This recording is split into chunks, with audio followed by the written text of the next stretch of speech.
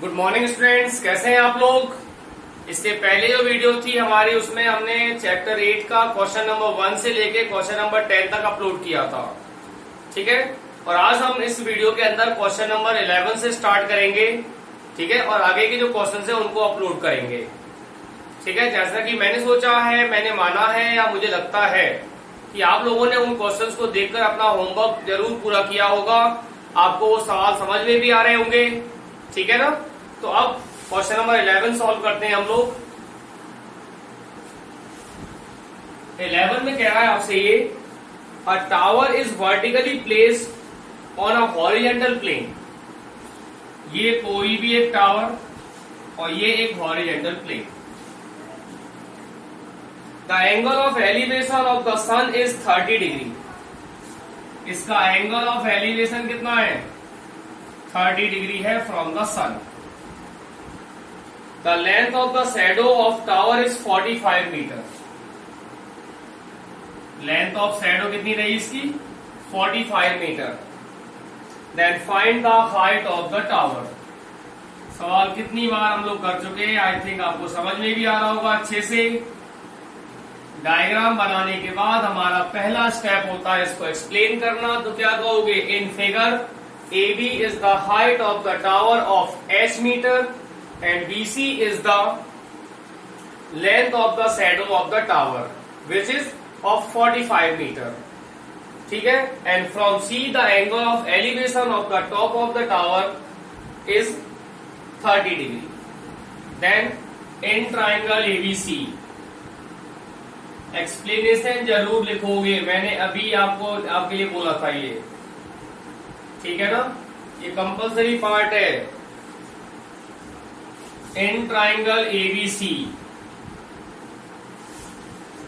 tan 30 degree equals to AB upon BC।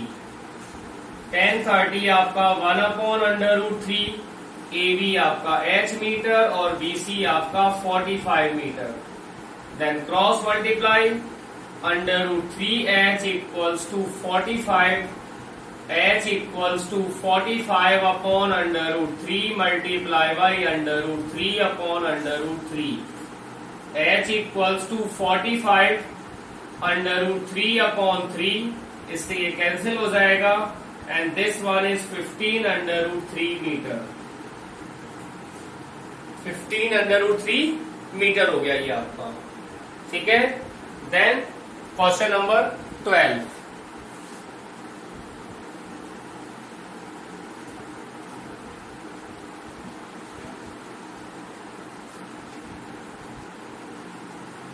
Question number 12 में कह रहा है आपसे ये, the upper part of a tree is broken by a wind stroke.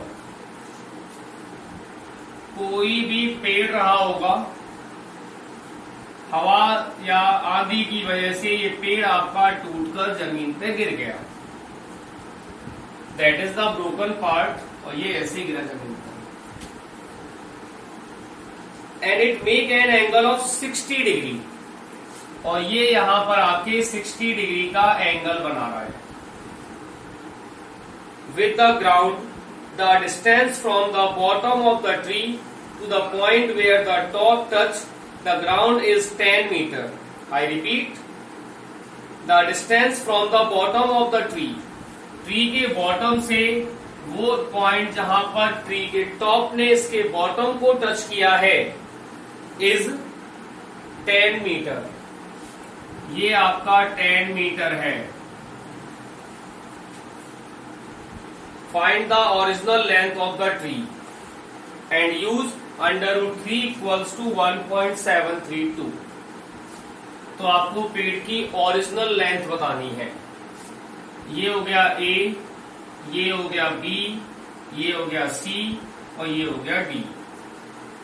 ठीक है, AC is the original height of the tree and from B या AB is the broken part which bends to BD।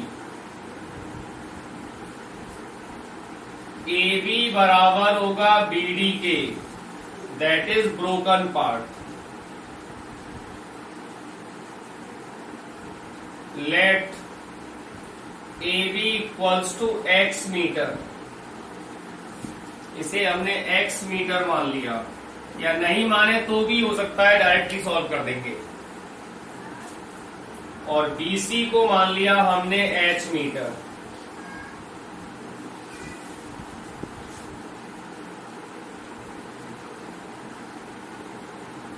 BC हो गया हमारा h metre.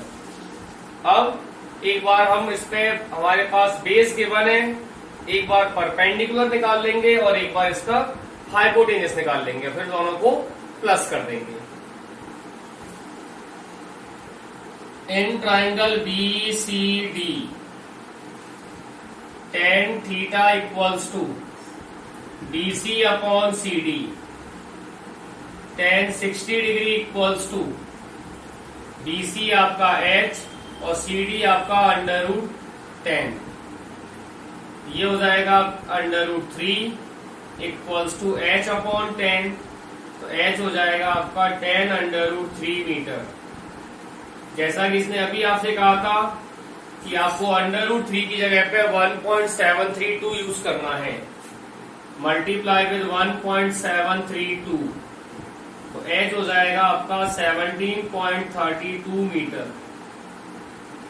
अब BD के लिए आप क्या कर देंगे, बेस है हमारे पास, हाइपोटेनस निकाल लेंगे। बेस और हाइपोटेनस का रेशियो क्या होता है आपका, cos 60 degree equals to CD upon BD। cos 60 जो है वो आपका 1/2 होता है। BD हमें फाइंड आउट करना है, दैट इज x, और CD हो जाएगा आपका 10, तो ये हो गया आपका 2x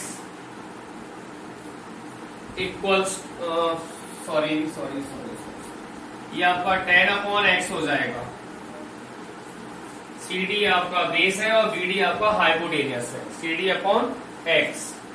यहां आपका x हो जाएगा 20 मीटर,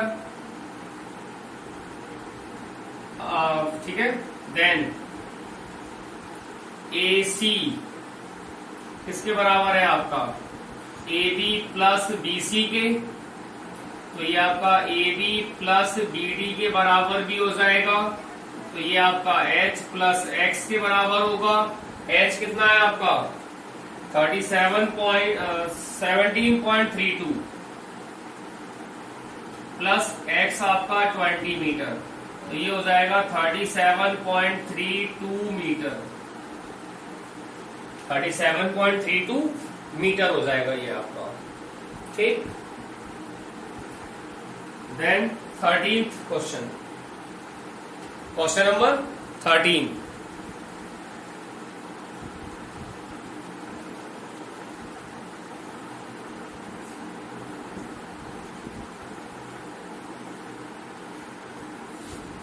क्वेश्चन नंबर 13 है आपका, from a point on the ground which is 120 metre away from the foot of a unfinished tower. ये कोई भी आपका अनफिनिश्ड टावर है,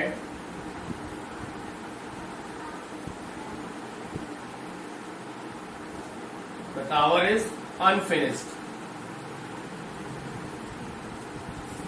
From a point on the ground which is 120 meter away from the foot of a unfinished tower, the angle of elevation of the top of the tower is found to be 30 degree. इसके foot से 120 metre के distance से इसके top का angle बनता है 30 degree का।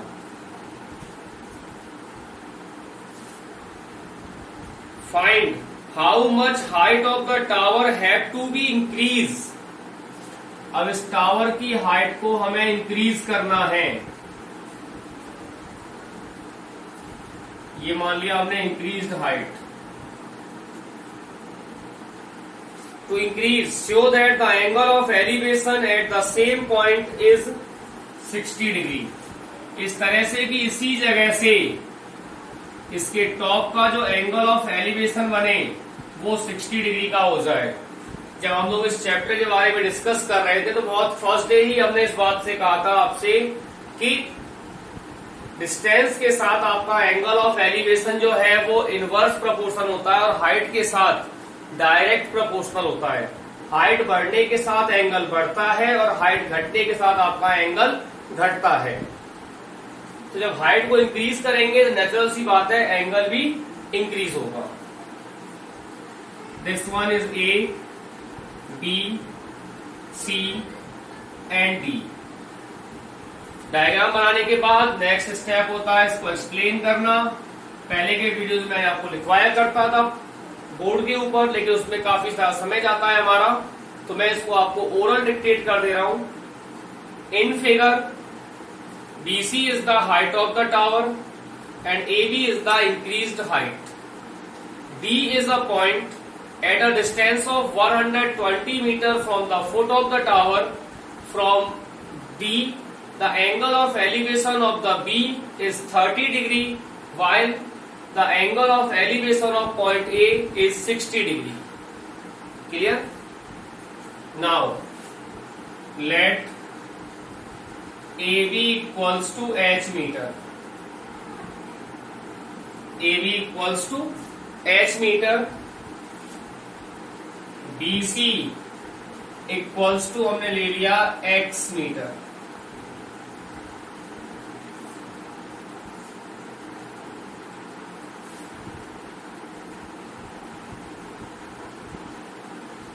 हमें इसमें क्या फाइंड आउट करना है? h की वैल्यू कि कितनी हाइट हमें इंक्रीज करनी है।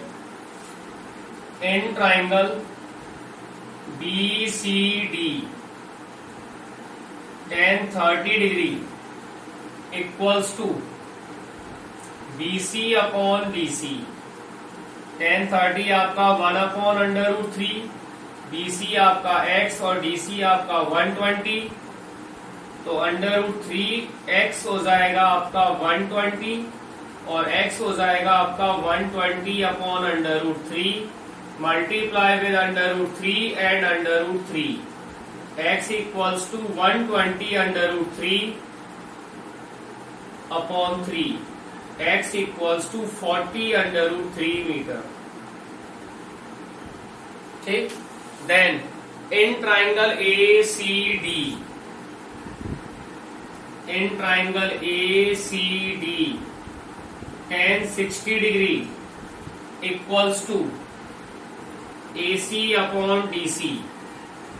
tan 60 की वैल्यू होती है √3। tan 60 कितना होता है आपका? √3। AC हो जाएगा आपका h plus x and then DC है आपका 120 मीटर, तो ये हो जाएगा आपका h plus x equals to 120 √3 metre. हमारे पास x की वैल्यू अवेलेबल है, हमारे पास x की वैल्यू अवेलेबल है, तो ये हो जाएगा आपका h equals to h plus x कितना है आपका 40 √3, यहाँ हो जाएगा 40 √3 इक्वल्स टू 120 √3 बाई इक्वेशन 1, तो h हो जाएगा आपका 120 √3 minus 40 √3, h equals to 80 √3 metre, 80 √3 metre. ठीक है, देन क्वेश्चन नंबर 14।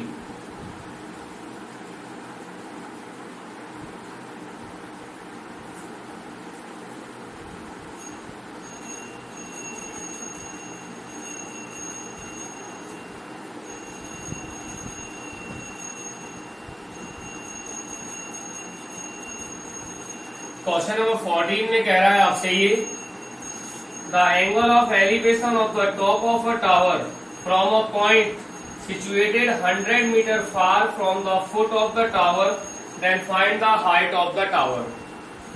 कोई भी एक प्लेन, ये आपका tower, the angle of elevation of the top of a tower from a point 100 meter far from, अब इसके फुट से 100 मीटर के डिस्टेंस पे कोई भी एक पॉइंट है, यहां से जो इसका एंगल ऑफ एलिवेशन बन रहा है ये बन रहा है आपका 30 डिग्री का। कितना बन रहा है? 30 डिग्री का। Then find the height of the tower. Height of the tower क्या होगा आपका? h metre. ये A, B और C। In figure AB is the height of the tower from B, C is the point at a distance of 100 meter, and from C the angle of elevation of the top of the tower is 30 degree. Let AB equals to h meter in triangle ABC. In triangle ABC, tan 30 degree equals to AB upon BC। tan 30 आपका 1 upon √3, AB आपका h और BC आपका 100 metre. √3h equals to 100 metre, तो h हो जाएगा आपका 100 upon √3। इसे कर देंगे हम लोग रेशनलाइज, तो ये हो जाएगा आपका √3 upon √3, h equals to 100 √3 upon 3 meter. That is your required answer. ठीक है। अब इसी में आपका question number 15।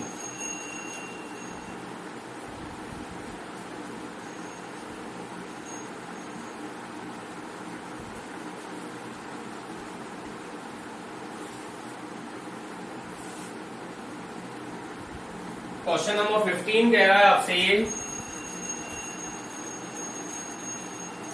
The angle of elevation of the top of a pillar from a point on the ground is 15 degree. ये कोई भी एक टावर है और ये हो गया आपका प्लेन। ठीक है। क्या कहा इसने आपसे?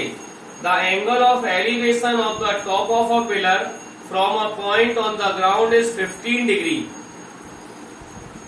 ये हमने पॉइंट मान लिया। यहां से इसके टॉप का एंगल कितना बन रहा है बेटा? स्टूडेंट बताइए।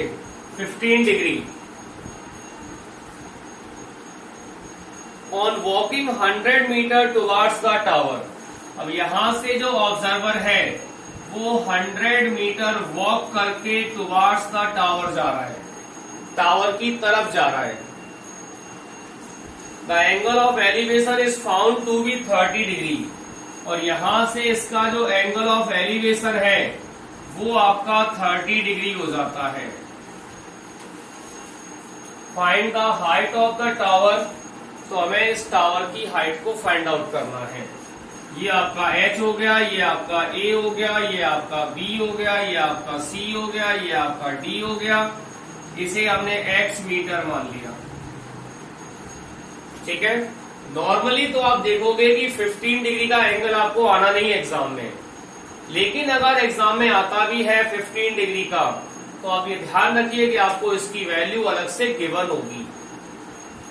अब तक का अगर ध्यान उठा के देखें तो मोस्टली जो एंगल्स आए हैं वो 30, 45 और 60 ही आता है।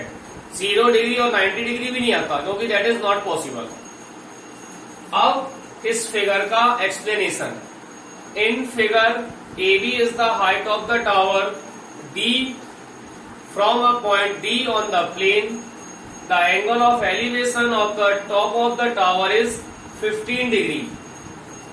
After moving 100 meter towards the tower, the angle of elevation has been changed from 15 degree to 30 degree.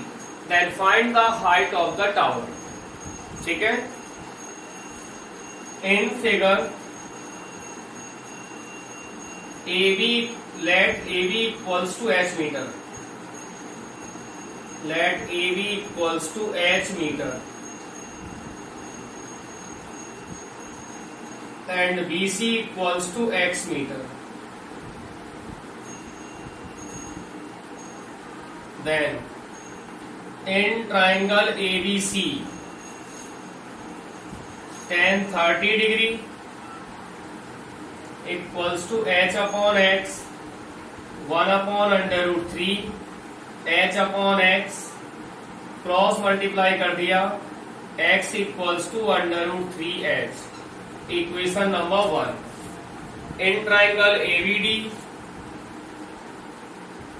In triangle ABD tan 15 degree AB upon BD, tan 15 की वैल्यू हमारे लिए गिवन है, that is 2 minus √3 equals to AB आपका h है और BD आपका 100 plus x हो जाएगा। 2 minus √3 equals to h upon 100 plus √3h। Root x की वैल्यू है by equation 1। Then cross multiply, h आपका as it is equals to 2 into 100 200, 2 into √3h 2 √3h minus 100 √3 minus √3 का into किया हमने √3h से, तो ये हो जाएगा आपका 3h माइनस का। अब इनको हम ट्रांसपोज कर लेते हैं, जो प्लस वाली टर्म्स है उनको, जो h की टर्म्स है उनको ट्रांसपोज करेंगे, तो ये हो जाएगा आपका h प्लस 3h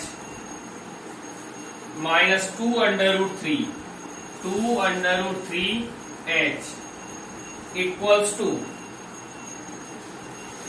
200 माइनस 100 √3,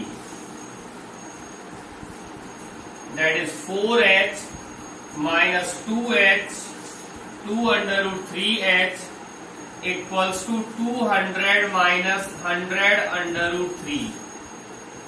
पूरी लाइन में कुछ कॉमन आ रहा है, यहाँ पे आपका 2h कॉमन है।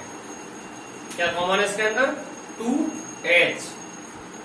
तो यहां बचेगा आपका 2 माइनस √3 इक्वल्स टू, यहां भी 100 कॉमन है, 2 माइनस √3, 2 माइनस √3 से 2 माइनस √3 आपका कैंसिल, 2h हो जाएगा आपका 100, तो h हो जाएगा आपका 100 upon 2, h equals to 50 metre, that is the height of the tower. ये आपके टावर की हाइट हो जाएगी। ठीक है, अब आज हमने इस वीडियो के अंदर क्वेश्चन नंबर 11, 12, 13, 14 और 15 को किया है। उम्मीद नहीं, पूरा विश्वास है कि आप लोग वीडियोस को पूरा देखते होंगे और आपको क्वेश्चन समझ में भी आने लगे होंगे। तो इसी तरह से आप लोग वीडियोस को देखते रहो, लाइक भी करते रहो, शेयर तो भी किया करो। ठीक है, और साथ ही साथ जिन बच्चों ने या जिन स्टूडेंट्स ने अभी तक चैनल को सब्सक्राइब नहीं किया है, वो आप सब्सक्राइब जरूर कर लें। और लास्ट में अगर वीडियो में कोई कमी रह गई हो तो वो आप कमेंट करके मुझे जरूर बताएं, जिससे कि मैं उन कमेंट्स को या उन कमियों को अगली वीडियोस में दूर कर सकें।